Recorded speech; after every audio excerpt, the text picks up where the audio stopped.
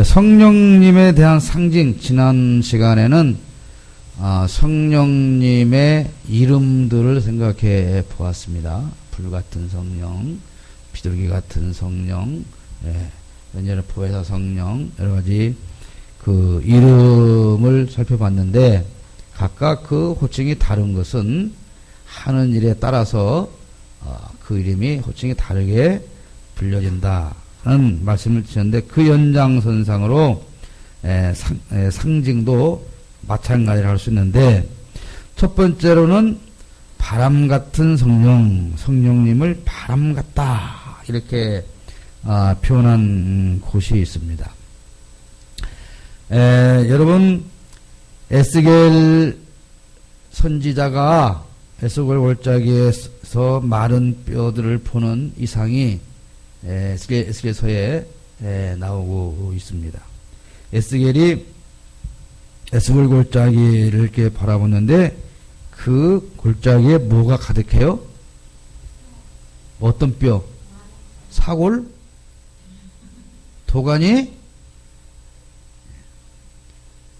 뼈, 사람 해골이면 사람의 마른 뼈, 사람의 해골이 가득하게 있는 거예요. 이 사람의 마른 뼈를 여러분 써먹을 때가 있어요, 없어요? 예, 없어요. 그게 사골 같으면 엄청 좋을 텐데. 자, 이 사람의 마른 뼈들이 수북히 쌓였다고 그래봐요. 그걸 쳐다볼 때 여러분 기분이 좋을까요? 나쁠까요? 예, 안 좋죠. 그 해골 뼈들인데 옆에 가서 나란히 누워 자고 싶을까요? 안 자고 싶을까요? 네. 거기서 밤을 새우라고 하면 있을까요? 없을까요? 왜 그래요? 왜? 자, 이 마른 뼈들이 있는데 하나님의 말씀을 선지자가 전했더니, 대언했더니 어떻게 돼요? 그 뼈가 조각조각 맞춰지고 사람의 모습이 돼요. 근데 사람의 모습만 되었죠? 근데 성령이 임하니까 살아 움직이는 군대가 됐다. 여러분, 해골이 마른 뼈가, 사람의 시체 마른 뼈가 무엇으로 변화되었어요? 사람으로 변화되었어요. 어떤 사람으로? 용사로, 군대로 변화되었다. 그 여러분은 지금 마른 뼈다귀입니까? 성령의 은총을 받아서 변화된 군대입니까? 여러분이 군인이라면 여러분 같은 군인들하고는 싸울 필요도 없죠. 눈만 흘겨도 다 쓰러질 것들이 뭔 군인이요, 군인은. 자, 예수 믿는 사람이 해골과 같은 존재로 살아서는 안 된다는 거예요. 한경희 집사님, 눈 뜨고 주무시면 감사하겠습니다. 예. 코는 골아도 되니까 눈은 뜨시고, 저를 쳐다보시고, 귀는 열어놓으시고, 그렇게 주무시면 됩니다.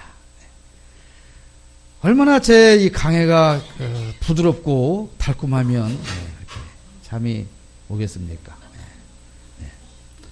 어떤 분은 내가 말을 빙빙 돌려가지고 부다든다 그러는데, 내가 여러분이 알아듣다가 죽으라고 일부러 빙빙 돌려갖고 하겠습니까? 제가 실력이 없는 탓입니다. 그러니까 여러분 귀에 쏙쏙 들어오는 강사를 보시려면 방법은 한 가지 있습니다. 강사료를 한 시간에 한 50만 원씩 주면 그런 유능한 강사가 올 줄로 믿습니다. 대답을 하네. 예수 믿는 사람, 여러분, 예수 믿는 사람이 세상을 살아가는데, 여러분을 생각하면, 세상 사람들이 여러분을 생각하면 포근하고 다정하고 따뜻하고 안아주고 이런 사람으로 여러분을 볼까요? 어때요? 아니면 저것은 나를 찌르고 나를 아프게 하고 이런 존재로 여러분을 인식할까요? 네? 여러분 혹시 제가 며칠 전에 밴드에 올린 글을 보셨습니까? 교회에서 쫓겨난 사람들.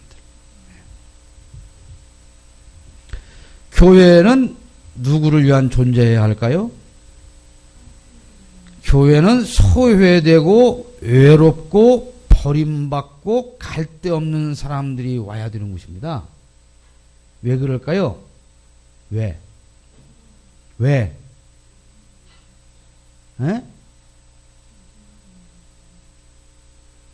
그럼 그 사람들이 오면 어떻게 할 거예요? 왜 와야 되는지도 모르고. 세상에서 버림받고 소외당하고 외롭고 가진 거 없고 갈 데가 없어요. 그분들이 교회를 와야 되는 건 왜 그래요? 우리를 통해서 그분들이 사랑을 받아야 하기 때문에 그런 거예요. 사랑을 받아야 하기 때문에. 우리를 통해서 예수님의 사랑을 전해줘야 되는 거예요. 세월호 참사의 희생자의 가족이 60%가 기독교인입니다. 그런데 이제 교회에서 그런데잖아요. 지겨우니까 이제 그만 좀 하라고. 우리 교회도 피해를 본다고. 경찰서 우리 교회를 좋게 안 본다고. 그래서 그분들이 다 교회를 떠난답니다. 그런 교회를 뒀다가 어디다 써먹을 겁니까? 어디다 써먹을 거예요?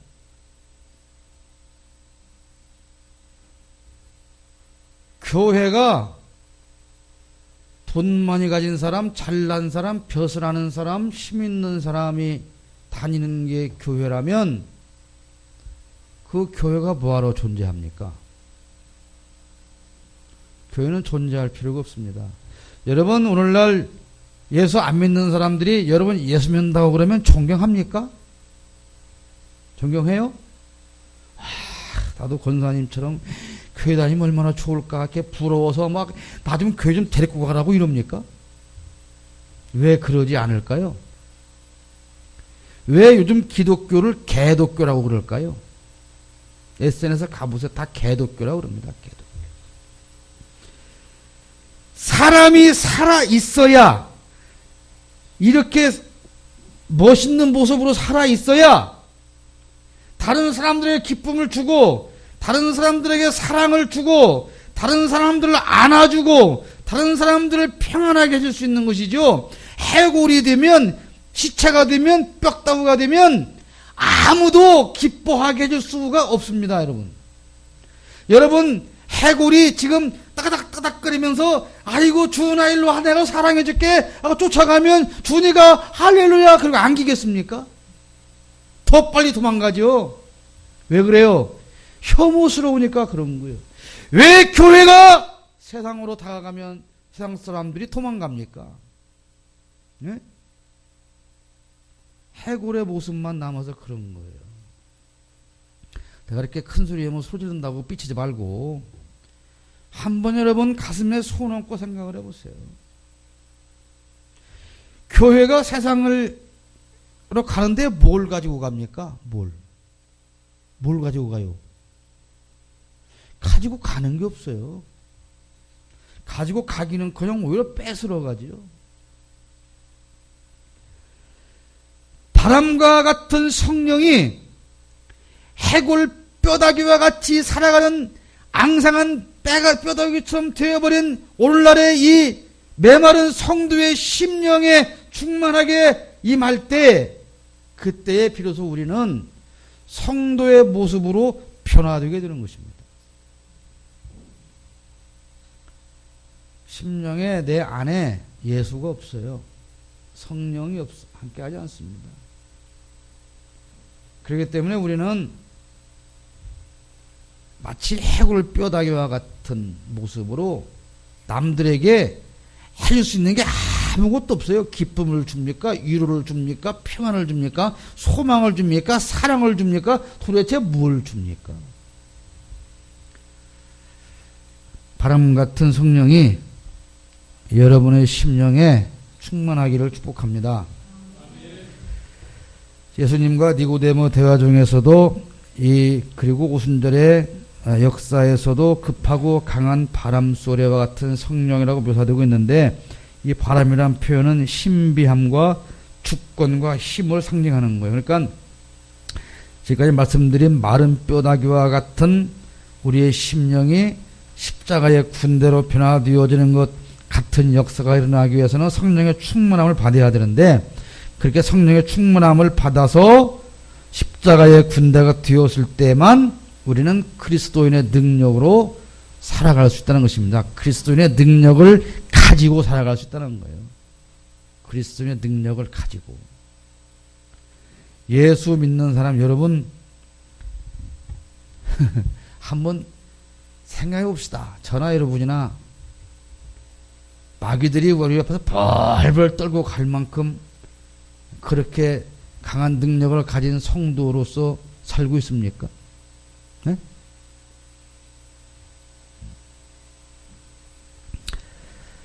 성령의 충만함을 받으실 때만 우리는 성도다운 모습으로 살아갈 수가 있어요. 맹수는 말이죠. 맹수는 울타리에 가두어두면 맹수가 아닌 거예요.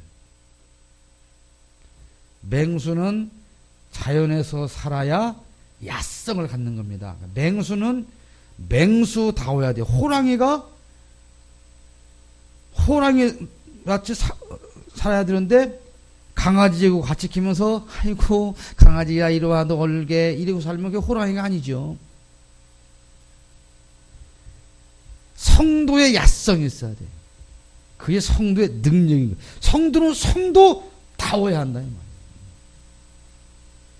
그런 성도로서의 능력. 야당이 야당으로서 물고 들어질 능력이 없으니까 맨날 이렇게 먹히고 사는 똑같은 거예요. 성도가 말로는 십자가의 군사라고 하는데 아무것도 가진 무기가 없어요. 무장된 게 없어요. 그러니까 세상 사람들한테 먹히고 밟히고 만신창이가 되는 것이죠.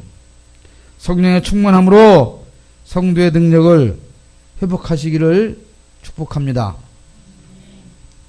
두 번째는 물과 같은 성령이다. 이따 끝나고 내가 다 물어볼 거예요. 눈 감고 계신 분들 위주로. 그래도 끝까지 줄기차게 눈 감고 있대요.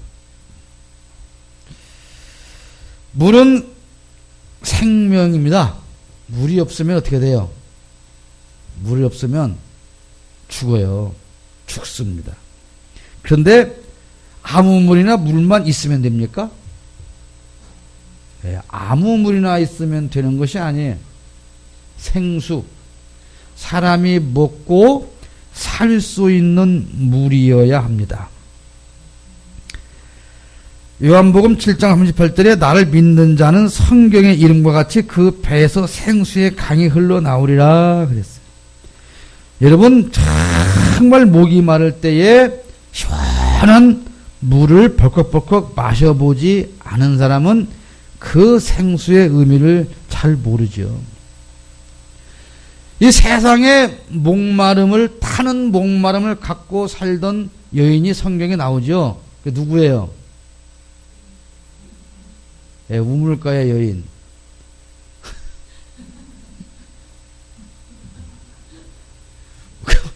우물가의 여인이 우물가에 뭐 하러 갔어요? 예?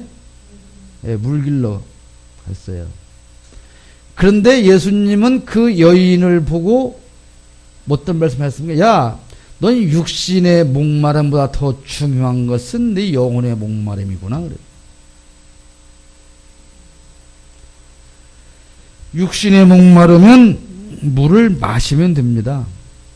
여러분 영혼의 목마름을 느끼십니까? 에? 그게 뭔데요? 이게 말이죠. 지금 며칠째 물을 안 먹었는데도 내가 목마름을 못 느끼면 그건 정상적인 사람이 아니죠.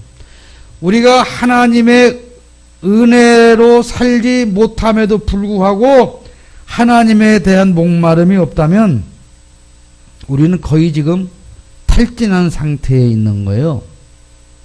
내가 지금 내 상태가 어떤지도 모르는 심각한 상태에 있다고 하는 것입니다. 목이 말라 죽어가는데도 불구하고 목마름을 모르는 그런 삶이어서는 안 되죠. 근데 우리가 이것은 못 느끼지만 아주 강하게 느끼는 목마름은 있어요. 뭡니까? 세상 욕구에 대한 목마름이죠. 내가 저것만 있으면, 내가 이것만 있으면, 내가 이것만 있으면 하는 우리의 목마름. 그런데 말입니다. 여러분 목이 말라 죽게 되었을 때 시원한 물 한 그릇 마시면 시원하죠. 그러면 그거 한 번 먹고 나면 다시 목이 안 마릅니까? 목이 마른 거죠. 그럼 목 마를 때면 어떻게 해야 돼요? 물을 계속 마셔줘야 되죠. 우리가 세상의 것으로 목마름은 그러므로 채워질 수가 없다는 것입니다.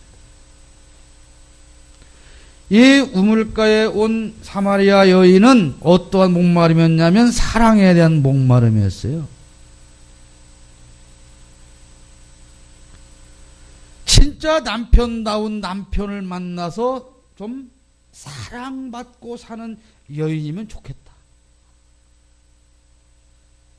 여러분들 내가 이렇게 말하니까 다 지금 한숨을 짓고 있는데 여러분 남편들로부터 사랑을 받아서 행복하게 살아가고 계십니까?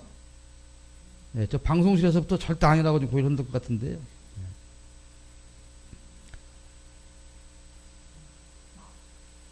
어떠한 사람을 만나도 그 목마름은 해갈될 수가 없는 것입니다. 그럼 어떻게 됩니까?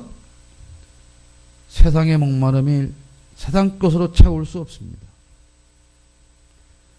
예수 그리스도의 성령으로 우리의 배에서 생수의 강이 넘쳐날 때 우리는 세상 것으로 목마르지 않는 새 생명으로 살아갈 수가 있게 되는 것입니다. 여러분 돈이 얼마쯤 있으면 내 돈 지겨워 죽겠다. 난 돈 때문에 못 살겠어. 이렇게 생각해 줄 것 같습니까? 여러분 아파트가 몇 평 정도 되면 나 정말 이 넓은 집에 지겨워서 못 살겠다. 이럴 것 같습니까? 여러분 아이들이 도대체 점수를 몇 점 받으면 야 너는 제발 좀 공부 좀 하고 좀 쉬어라. 이렇게 말하겠습니까?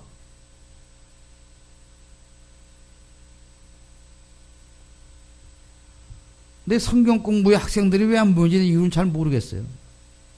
한번 내기를 해봐. 내가 성경 공부 시간을 죽으라고 빼먹고 공부하는 거하고 성경 공부 시간 죽으라고 듣고 가서 공부하는 거하고 한번 내기해봐. 거짓말이면 내 손에 내가 장을 질 용의가 있어. 그 정도 아닌 하나님은 믿을 필요 없어요. 학생 여러분, 자 생각해 보세요. 고개를 들고 내가 일주일에 시험 공부를 2시간을 해야 된다. 시험 기간이라 일주일 2시간. 그럼 몇 분이에요? 2시간이면? 120분이면 6일이면 하루에 몇 분씩만 공부 더 하면 돼요? 계산도 안 되지. 20분만 더 하면 돼. 6일 동안 하루에 20분씩 더 하고 교회 2시간 가봐요. 중요한 거 내가 시험 보는데 어떻게 교회를 가? 이 생각 자체는 망하는 것이고 내가 교회를 가야 되기 때문에 시간을 좀 더 해야 되겠구나. 이 정신에서 이미 승리한 거예요. 뭐가 더 중요하냐가 판가름 다 있다 이 말인 것이죠. 이 세상에서의 목마름은 절대로 채워지지 않습니다. 성령으로 여러분 심령을 충분히 채우시기를 축복합니다. 세 번째는 불과 같은 성령인데요. 불은 어떤 데습니까? 연단하는 데 써요. 여러분 금을 정금을 만드는데 재련을 하는데 이 불순물을 제거하는데 고열의 불을 사용하는 것이죠. 이 성령의 충만함이 있을 때 우리는 연단을 받을 수가 있는 겁니다.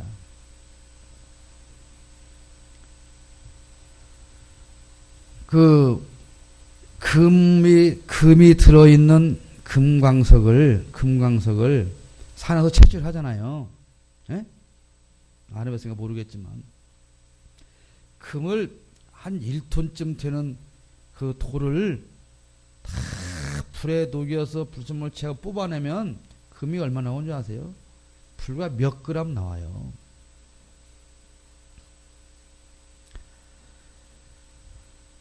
성도는 강한 신앙의 훈련을 통해서 신앙이 성숙하는 겁니다.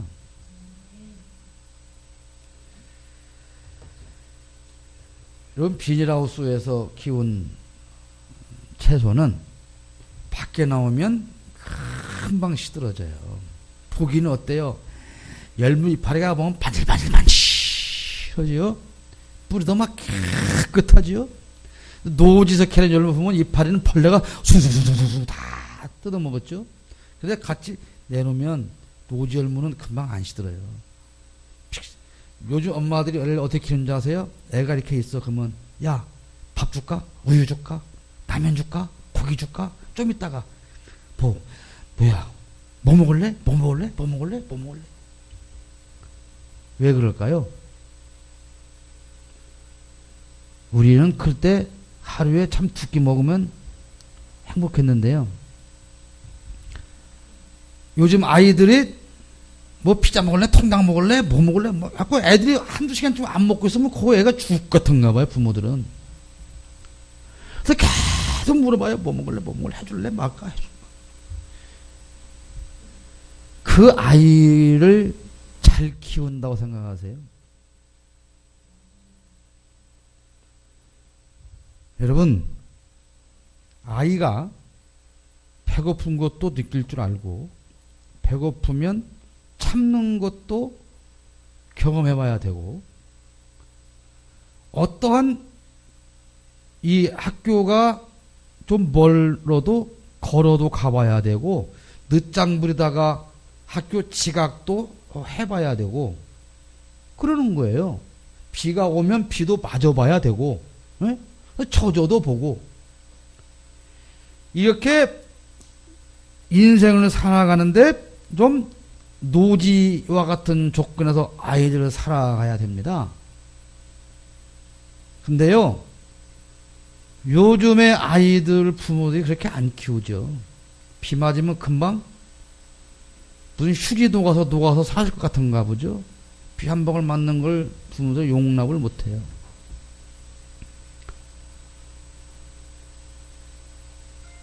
아이들이 세상 바람을 맞으며 비바람을 맞으며 강하게 자랄 수 있도록, 좀 아까 말씀드린 야성을 가질 수 있도록 그렇게 키워보세요. 성도도 마찬가지입니다. 성도도 시련이라고 하는, 시험이라고 하는, 고난이라고 하는 이 자연 바람을 맞으면서 견뎌야 우리 신앙이 성숙하게 되는 거예요. 그건 집안에만 가만히 있으면 비도 맞을 일 없고 바람도 맞을 일 없고 우박도 맞을 일 없고 아무것도 맞을 일이 없어요. 그런데 그렇게 큰 신앙이 나와서 요거만한 시험 하나 들으면 그대로 주저앉아서 하나님도 예수님도 다 버려버리게 되는 거예요. 성령의 충만함으로 우리는 불과 같은 연단을 통해서 정금과 같은 신앙을 소유한 성도들로 성장하게 되는 것입니다. 불은 악을 제하고 의인은 더 깨끗하게 한다. 그런 성령의 하시는 일을 상징하고 있습니다. 마지막으로 네 번째로 기름과 같은 성령. 그런데 이 기름은 뭐 주로 감람유를 상징하지요. 선택한 자를 거룩하게 구별하는 의미로 사용하는 거예요. 그러니까 하나님께서 왕과 제사장을 선택하시고 그들에게 기름을 부어주죠. 기름을. 요즘에는 이 기름을 부는 것, 기름 대신 어떻게 합니까? 기름을 붓는 대신 요즘 어떻게 해요? 에? 에? 목사님, 장로님한테 어떻게 해요? 에?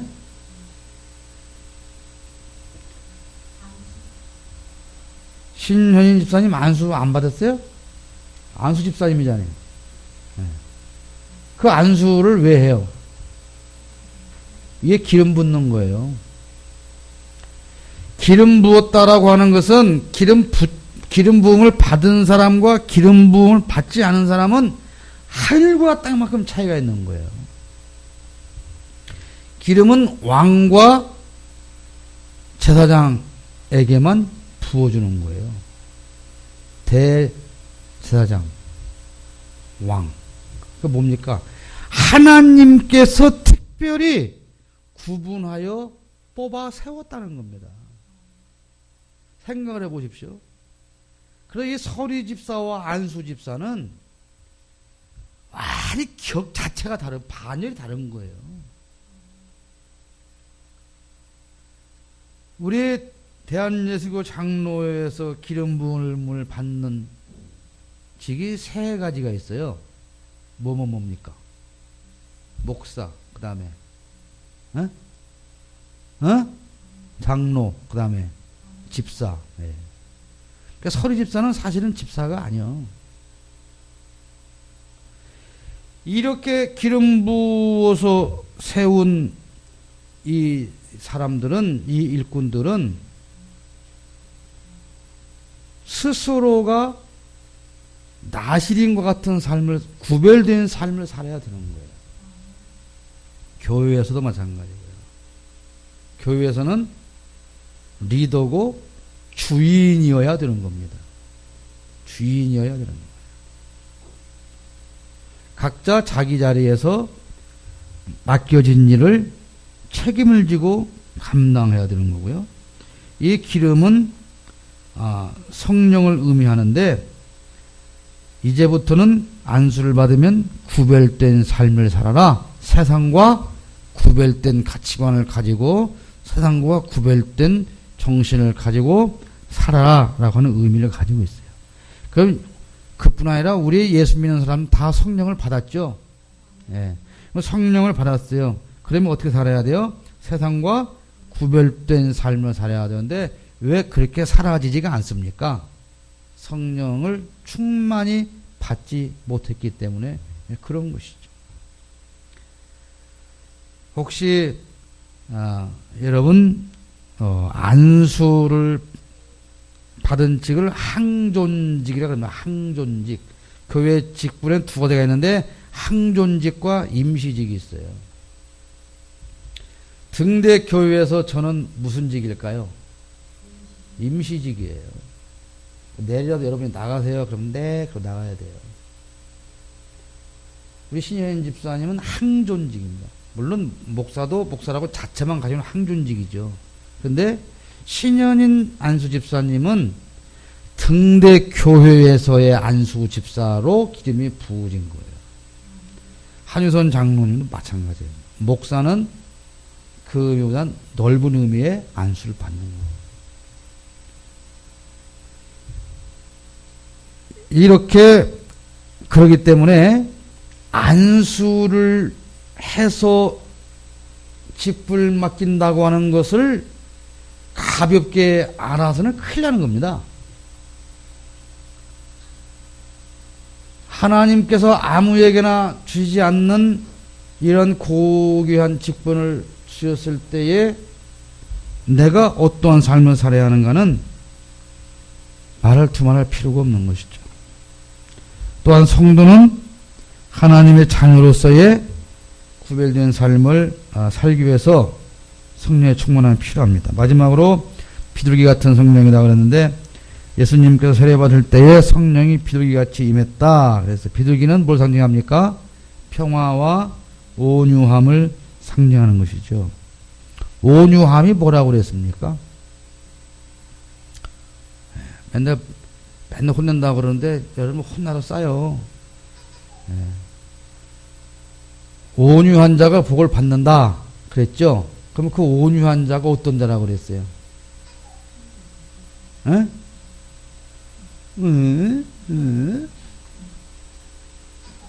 온유한 자가 뭐라고 그랬어요? 부드러운 자? 그럼 응? 온유하다고 하는 것은 내가 남들보다 월등한 능력을 가지고 있어요. 지식이든 학식이든 권력이든 뭐든. 그런데 그것을 가지고 나를 내세우는 게 아니고 내가 가지고 있는 그것으로 갖지 못하는 사람들에게 나누어서 함께 평등을 만드는 거예요.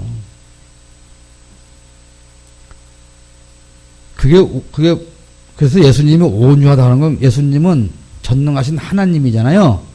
그분이 안 가지신 게 뭐 있습니까? 안 가진 게 없는 그분이 이 땅에 오셔서 죄인들과 함께 살아가는 거예요. 그럼 예수님이 그 죄인들을 무시합니까? 난 니들하고 진짜 술이나 먹어서 못 살겠다. 야, 밥 따로 먹자. 예수님 그럽니까? 아니에요. 오히려 그들과 함께 먹고 마신다고 다른 사람들이 비난할 정도로 평등하게 평범하게 살아가는 그게 온유한 거예요. 우리가 세상 사람들을 욕하고 비난하고 손가락질하고 변할 자기가 아무것도 없어요. 그게 온유한 거예요. 그 다음에 평화는 뭡니까? 평화는 오해하지 마세요.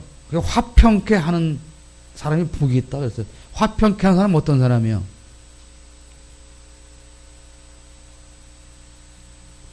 여러분이 화평하게 살지 못하는 이유가 그거죠. 화평이 뭔가를 몰라서. 나는 화평에 살고 싶어 죽겠는데 도대체 화평이 뭔지를 모르죠. 온유하게 살고 싶어 막 미치겠는데 도대체 온유가 뭔지를 모르죠. 사랑하고 싶어 막 미치겠는데 사랑이 뭔가를 모르죠. 그래서 안 하죠.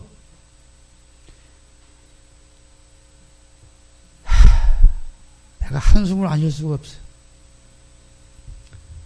화평케 하는 게 어떤 거라고 전혀 기억이 안 납니까? 화평케 하는 자는 어떻게 하는 자라고 했는 게 전혀 기억이 안 납니까?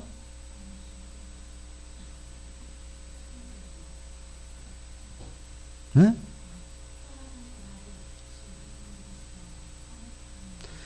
전혀 공부를 안 한다는 증명이에요.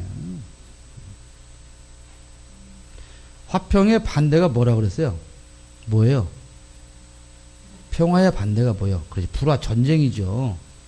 그럼 화평케 하는 사람은 어떤 사람이에요? 나 혼자 평안해 이 사람을 말하는 게 아니고 나 때문에 불화가 사라지는 거예요.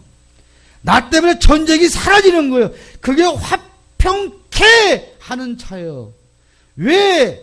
예수님은 화평케 하는 분이에요. 누구와 누구를 화평케 했어요?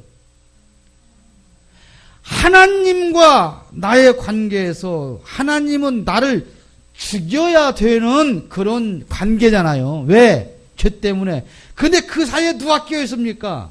예수님이 끼어서 화평케 하셨단 말이에요.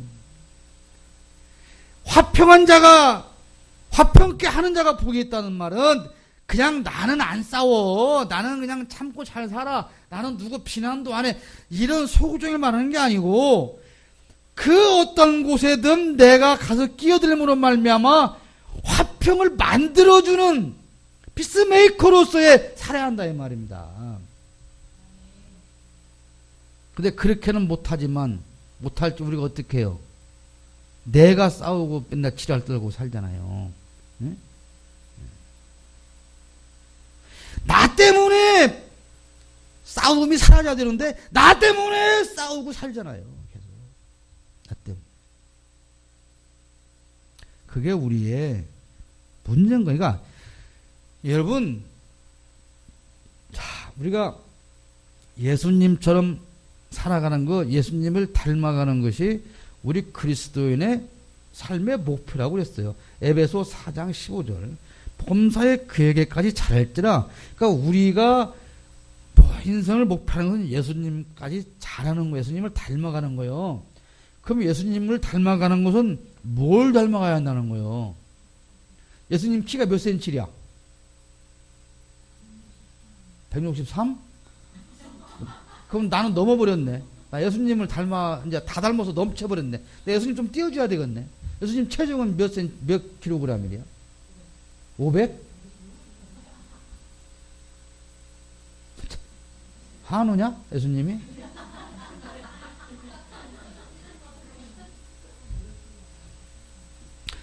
예수님을 닮아간다는 건 뭡니까? 예수님의 성품, 예수님의 행실을 닮아가야 한다는 거잖아요. 그럼 예수님을 대표하는 성품은 뭐예요? 그게 온유예요. 온유. 그 예수님을 대표하는 행실이 뭐예요? 사랑을 실천한 게 예수님 두 말 필요. 율법의 완성은 사랑이다. 그리고 이보다 큰 계명이 없다. 뭐냐? 위로는 하나님을 사랑하고 아래로는 내 이웃을 네 몸같이 사랑하는 거다. 이거만 알면, 이렇게만 살면 다른 건 다 필요가 없어요. 다 필요가 없다고요. 그러니까 나 때문에 싸움이 안 나야 되는데 나 때문에 싸움이 나고, 내 얘기 여러분 얘기가 아니라, 여러분 훌륭하니까 절대로 안 그럴 거 아닙니까?